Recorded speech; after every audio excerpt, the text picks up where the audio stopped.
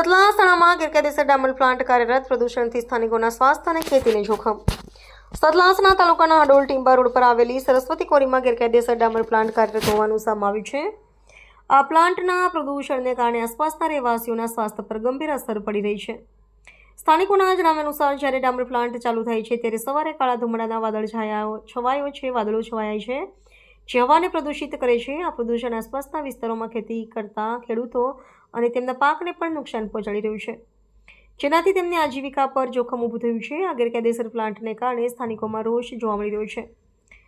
તેમણે તંત્ર સમક્ષ આ પ્લાન્ટને બંધ કરવા અને પ્રદૂષણ અટકાવવા માટે તાત્કાલિક કાર્યવાહી કરવાની માંગ કરી છે. સ્થાનિકો દ્વારા મામલતદાર સહિતના અધિકારીઓની ભૂમિકા પર પણ સવાલો ઉઠાવવામાં આવી રહ્યા છે. આ ગેરકાયદેસર પ્રવૃત્તિ સામે કેમ કોઈ પગલાં લેવાઈ રહ્યા નથી. રિપોર્ટર અલ્પેશ રાવલ, મહેસાણા.